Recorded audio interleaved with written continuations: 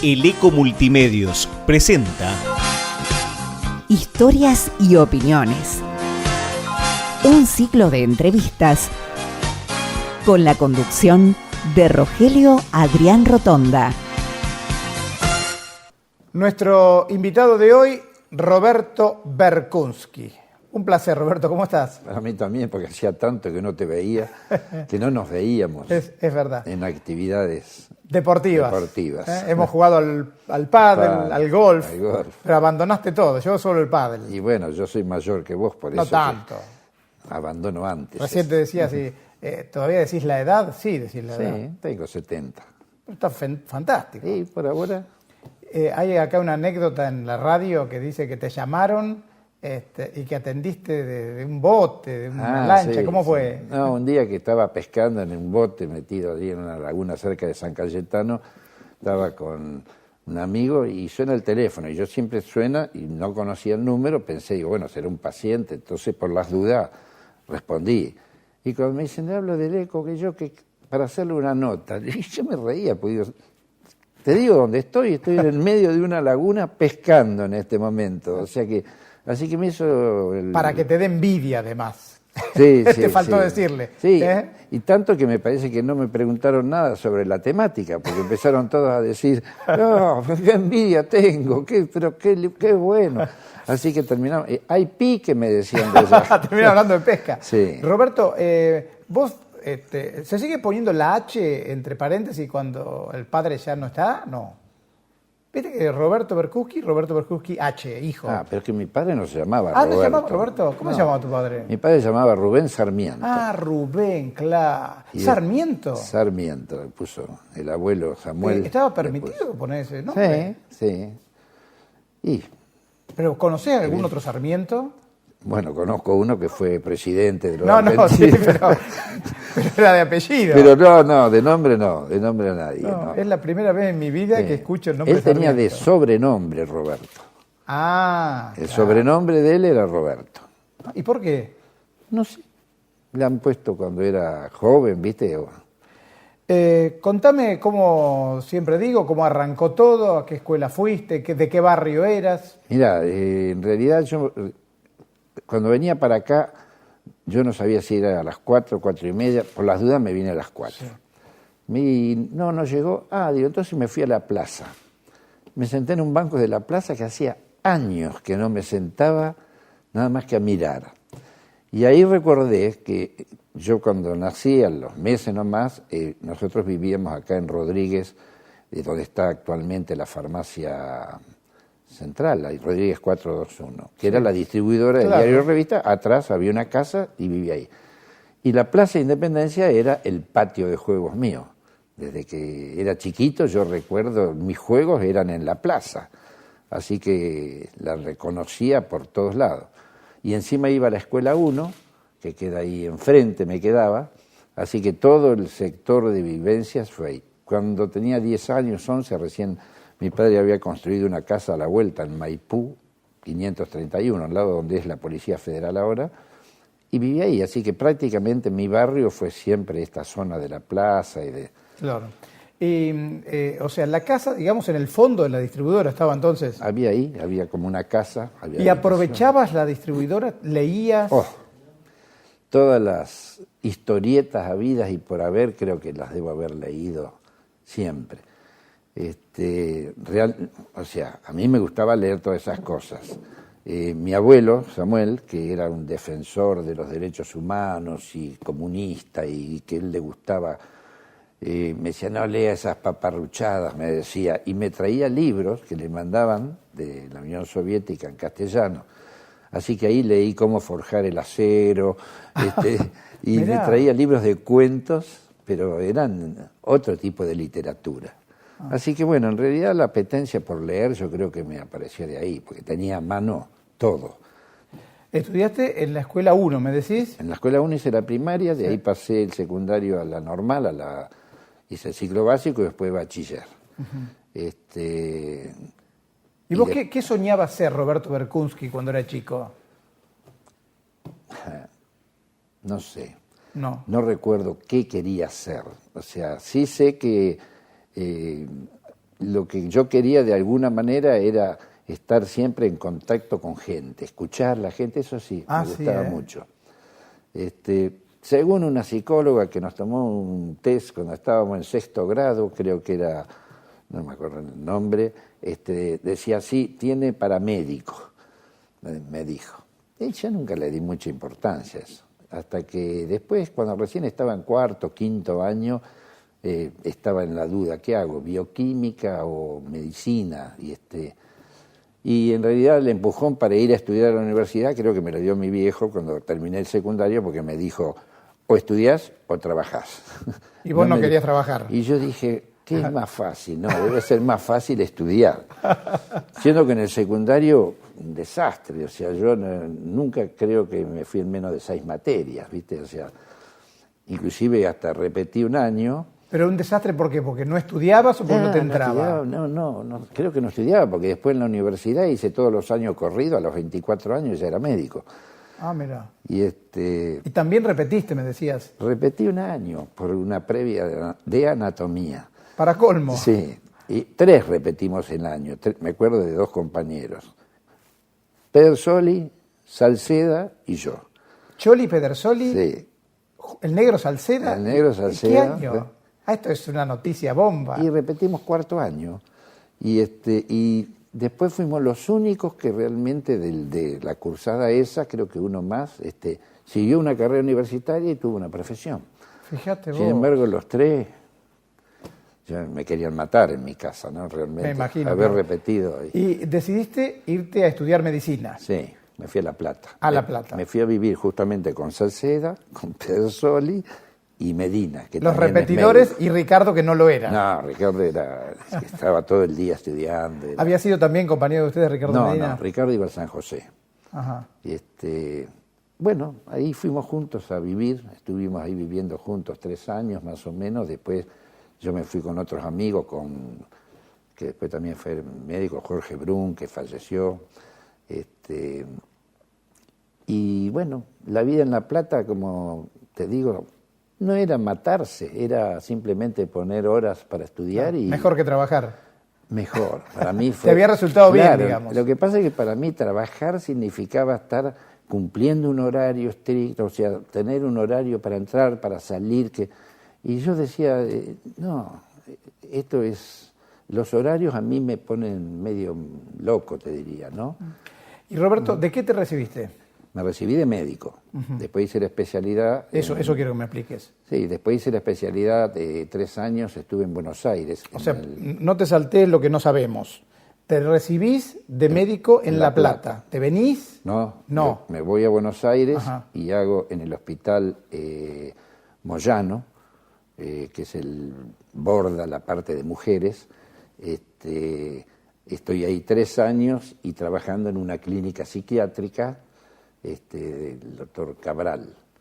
Y después de los 3 años esos que estuve en el Moyano, ya después empecé a querer venirme para Tandil. ¿Pero te recibiste? Sí. ¿De qué?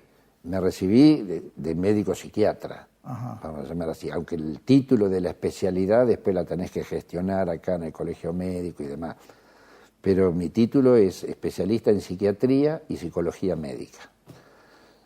Eso lo hice en Buenos Aires. ¿Cuál es la diferencia? Muchos de los que están escuchando en la radio esta nota, están mirando en televisión o en la web, no saben. ¿Cuál es la diferencia entre el psiquiatra y el psicólogo? Simple, te lo digo, el psiquiatra medica, el psicólogo no. Porque el psiquiatra es médico, el psicólogo no. Y yo antes lo diferenciaba así. El psiquiatra medica, el psicólogo no, el psicólogo sabe hacer test, el psiquiatra no. Como que en esa época la psiquiatría era la que suplía, en cierto modo, mucho a la psicología, porque nosotros hacíamos psicoterapia también con los pacientes. Después, con el tiempo, pasó a pensarse de que solamente el psicólogo puede hacer una psicoterapia. No. Nosotros nos fuimos capacitando en la parte de psicoterapia. Y realmente vas desarrollando tipos de psicoterapia. A mí me gusta mucho la psicoterapia grupal. No son muchos los médicos que diversifican. por ahí el médico se ocupa, por ahí no, en general, tiene su consultorio, se va a su casa. Roberto Berkowski no, ha hecho y hace de todo un poco.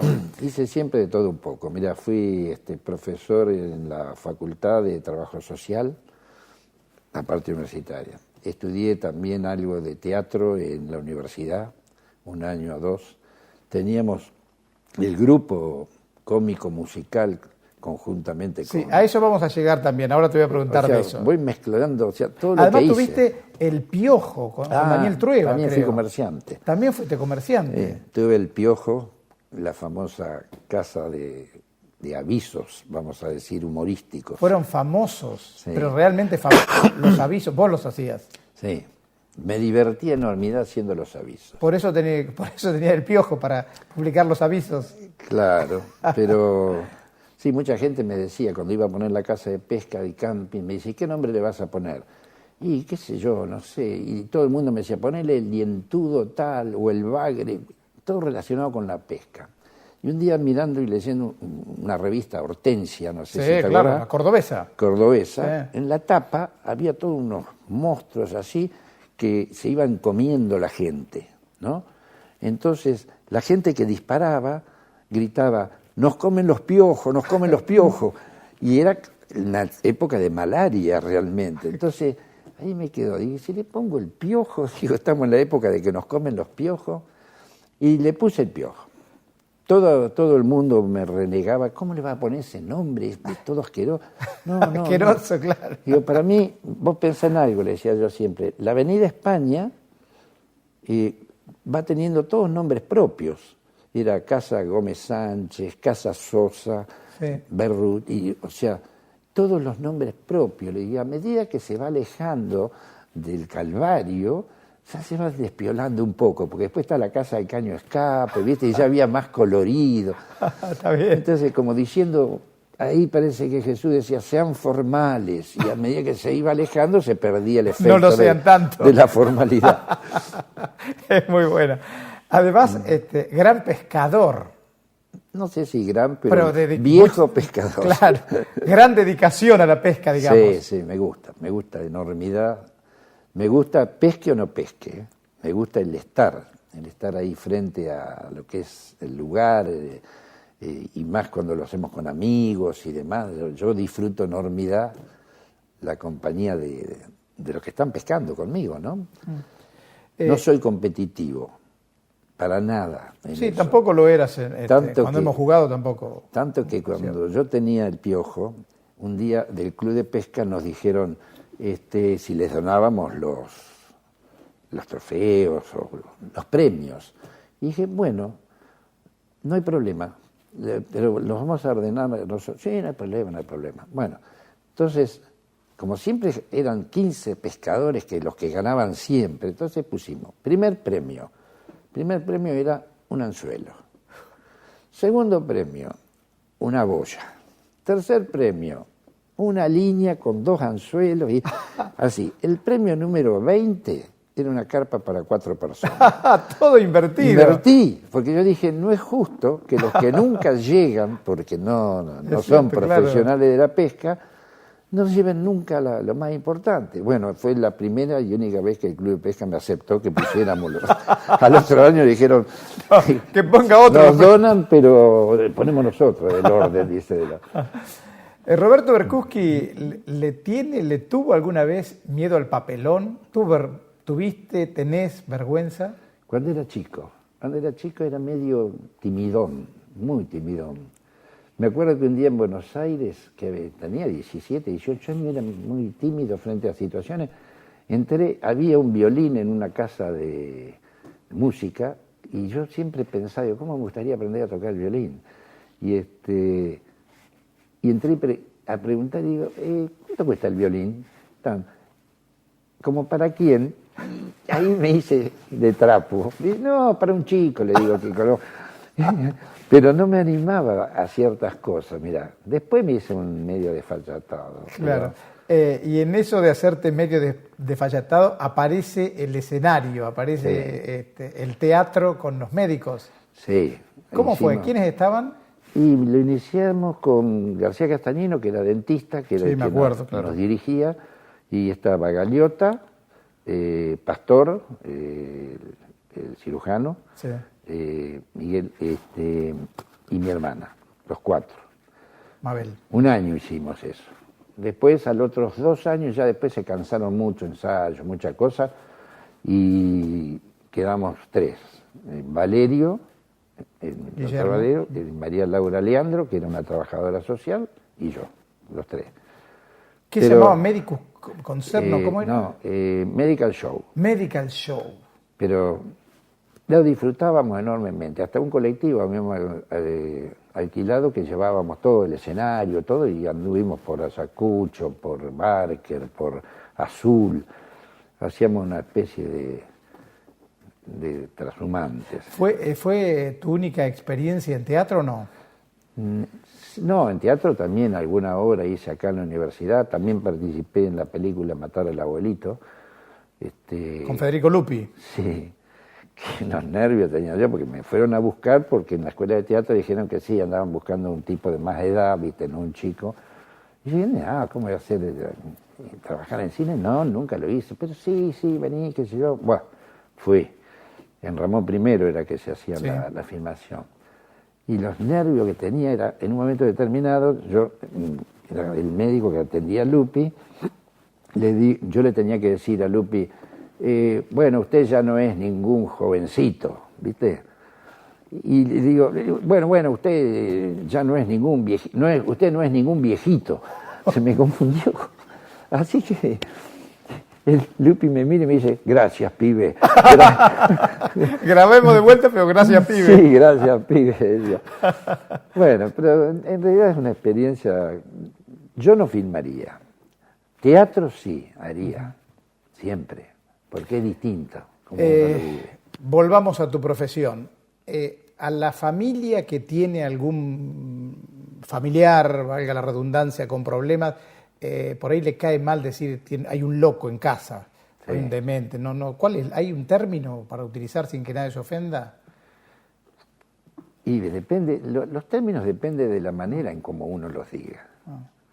No, porque mi pregunta era que hay una frase que dice, de poetas tontos y locos, todos tenemos un poco. Es cierto. ¿En Tandil son pocos los locos o hay cada vez más?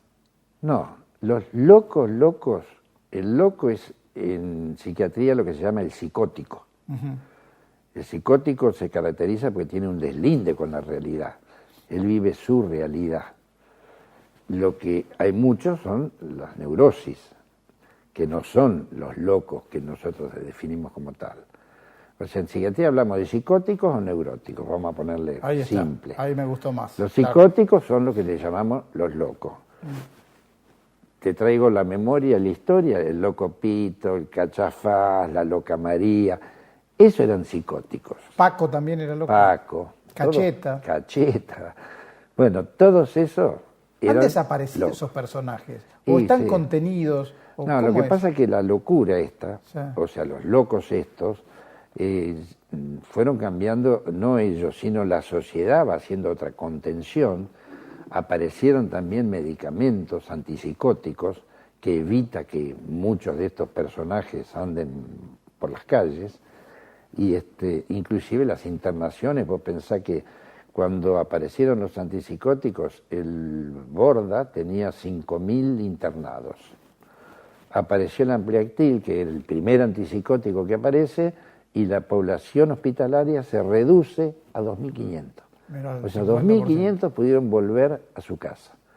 Cuando yo hacía la especialidad, que iba al Moyano, había mujeres que hacía 30, 40 años que estaban internadas ahí. Y de ellas, te digo, algunas pudieron volver, pero otras ya quedaba, esa era su vida. Claro, definitivamente. Vivir ahí. ¿Hay una media en la edad de la gente que va a consultarte? Y mira, los que más me pueden consultar son los adultos, por ellos o por los familiares, pero generalmente la demanda en sí es más por sintomatología, diría yo, ¿no? O sea, las depresiones van a la cabeza. ¿Más hombres o mujeres? Más mujeres. Siempre fueron más mujeres las que hacen la demanda, como que ellas reconocen por ahí más fácilmente la necesidad de ayuda que el hombre. El hombre, fíjate que no pide ayuda ni siquiera cuando anda de viaje con alguien y le dice, vamos a preguntarle, dice la mujer, no, dejá, yo me ubico. Claro. Pero es como que hay una especie de omnipotencia en el hombre de que todo lo va a poder, ¿no? Machismo, falso machismo. Machismo. Todos estamos imbuidos del machismo. ¿Y chicos?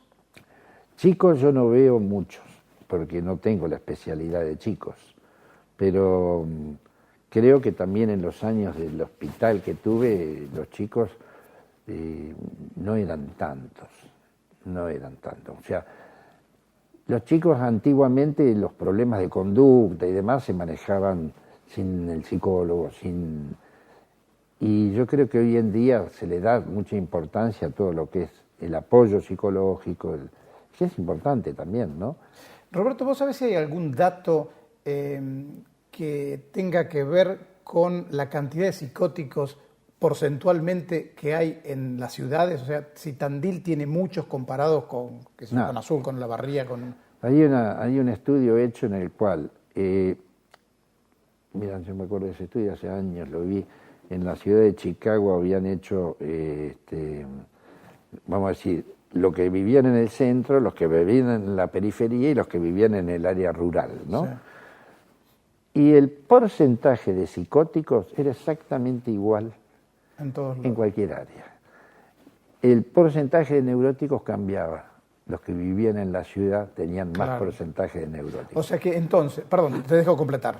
No, y te decía, y entonces el porcentaje de psicóticos no depende tanto del entorno social donde se mueven. O sea, no puedo decir que hay una ciudad que tiene más psicóticos que otra. Todas deben tener un porcentaje similar. No, mi pregunta iba por el tema, por ejemplo, Buenos Aires. En Buenos Aires hay más neuróticos que psicóticos. Sí, seguro. Y vivir en la gran ciudad, yo por eso te dije, hice la especialidad, claro, sí, está, y me está volví bueno. a Tandil para no volverme loco. Claro. Y otra pregunta que se me ocurre ahora, ¿no influirá la tecnología? ¿Qué sé yo? Jugaba Maradona en el Napoli y nosotros ni lo veíamos, porque no se veían los partidos. Hoy se ve absolutamente todo, hay como una sobreinformación, te llaman por teléfono, tenés el Twitter, el Facebook. ¿Eso no altera en demasía a la gente? Puede hacer de que uno empiece a vivir estresado. O sea, uno empieza a vivir como en la publicidad esa por la televisión que dicen llame ya. Sí. Bueno, todo tiene que ser ya. No hay espacio. Por eso yo te decía que cuando vine hoy, que no sabía si era a las 4, me fui a la plaza y me senté y dije, qué fantástico esto de poder tomarse el tiempo sin hacer nada. Sin nada que me apure, sin nada que me corra. Pero la gente que vive en la gran ciudad corre a veces sin darse cuenta. Mira, cuando yo estudiaba en La Plata, un día con Jorge Brun, que vivía conmigo, le digo, vamos a Buenos Aires, vamos a comer o vamos al cine, no sé qué. Nos fuimos a Buenos Aires, nos fuimos en tren. Cuando bajamos del tren, agarramos el andén por Constitución y empezamos a caminar. Y en un momento determinado, calculá que yo tenía 20 años, sin embargo, le digo, ¿a dónde vamos tan apurados? Porque todo el mundo iba, y nosotros también íbamos caminando esa... Pero si vinimos a pasear, ¿a dónde vamos a esta velocidad? Por eso date cuenta que si uno no reflexiona 2 segundos, entra en el juego ese de la velocidad y de la ansiedad. ¿Se descubrió ahora o ya viene de antes el tema este del estrés de los maestros, los profesores? No, se descubrió. Yo creo que siempre existió. Lo que pasa es que la sociedad cambió de tal manera que tiene ciertas, vamos a decir, presiones sobre determinadas profesiones, vamos a llamar en este caso maestros, y en el cual yo te lo resumo en algo que me dijo una paciente, una docente, que me dijo hace un tiempo atrás y me quedó grabado. La docente debe tener 60 y pico de años. Entonces me decía, ¿sabe qué pasa, doctor? Dice, a mí no me prepararon para este tipo de chicos, para este tipo de familia. A mí me prepararon para una etapa en la cual existía un respeto por lo que yo hacía. Hoy se ha perdido eso, y no solo de la parte de los alumnos y la familia, sino también de arriba, la parte de directivos que vienen. Entonces, yo me siento que ya no encajo en esta forma de educación. Entonces, todo lo del estrés que vos planteás, sí, existe porque hay demandas, exigencias y amenazas, entre comillas. ¿Es bueno que un paciente, ¿cómo dijiste, psicótico, Sí. esté en su casa o tiene que estar fuera de ella, ¿no? ¿Altera a la familia? Cuando está en su brote psicótico, sí, altera a la familia. Vos pensás, también podría decir que psicóticos son, me va a cuestionar algún colega porque no es así, pero son las demencias. Cuando aparece un cuadro de demencia, lo que llaman Alzheimer o arteriosclerosis, es muy difícil convivir con una persona en esa situación. En las demencias, como ya son pacientes generalmente muy maduros de edad, y yo más de una vez que a la familia le aconsejo y le digo, no, pónganlo en algún lugar donde alguien lo cuide, porque si no ustedes se transforman primero en enfermeros, y en realidad son los hijos o la esposa. Y segundo, que altera de tal manera el circuito familiar, que después yo en vez de un paciente, que era el de la demencia, tengo los familiares también, claro, porque terminan alterados. Y en el psicótico no es fácil convivir con un psicótico. Vos pensás que el psicótico es como si vos hablaras alemán y yo hablo español. Imposible entenderte. ¿Cómo nos entendemos? Me van a decir, no, sí, pero hay fulano, sí, que tendría que estar en la casa. Sí, es cierto, algunos sí, algunos no. Muchas veces cuando me dicen, pero ¿y por qué no lo lleva la familia? Y yo más de una vez un poco en broma le digo, ¿no lo querés llevar vos a tu casa? Y conviví una semana, 10 días con un paciente psicótico. No es fácil. Claro, lo que pasa es que de afuera uno por ahí dice, mirá vos, ¿cómo lo abandona? Es que no es abandono, yo creo que es más protección de todo el núcleo familiar, porque también se autoprotegen aquellos que lo ponen, no es depositarlo. Yo le digo, vayan, tomen mate con él, vayan a visitarlo, sáquenlo a pasear, pero después déjenlo ahí, porque si no realmente se enferma el resto de la familia. A esa misma familia antes le daba vergüenza tener un loco, yo sigo insistiendo con el loco, con el psicótico. ¿Hoy ocurre lo mismo? Y yo creo que en cierto grado hay cierta resistencia a reconocer que uno de los integrantes de la familia está enfermo. En el otro siglo, ahora cuando dice el siglo pasado me queda muy corto. Me da la vuelta. Decir que había un sifilítico en la familia era terrible. Totalmente. Y bueno, decir que hay un loco en la familia también es medio... Lo que pasa es que la palabra loco, insisto, depende cómo la uses.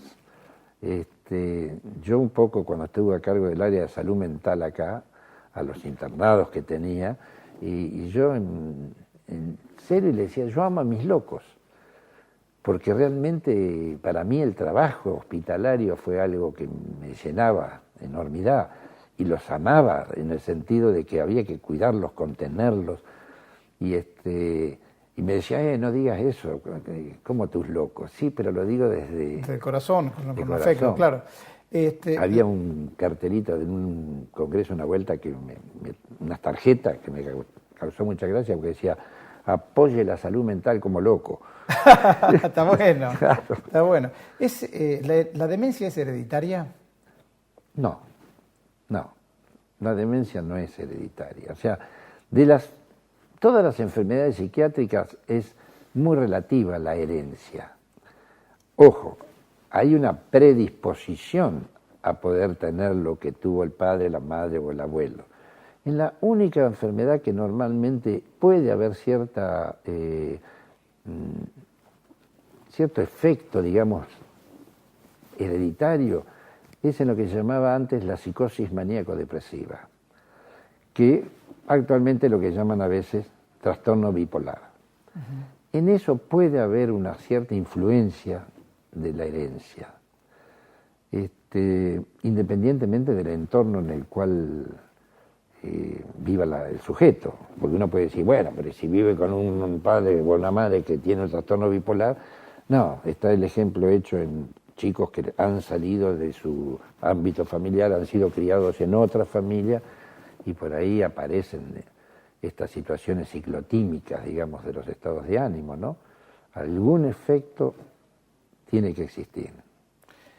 Roberto Berkowski, ha sido un placer charlar con vos, reencontrarme después de tanto tiempo, conocer tus orígenes y creo que a todos nos vino muy bien lo que nos contaste. Bueno, yo te agradezco a vos más que nada por dejarme expresar un puchito de toda la diversidad, como dijiste vos, que creo que es lo importante en la vida. O sea, el poder hacer diversas cosas, que es lo que evita la rutina. Así es. Muchas gracias. Roberto Berkowski. El Eco Multimedios presentó Historias y opiniones.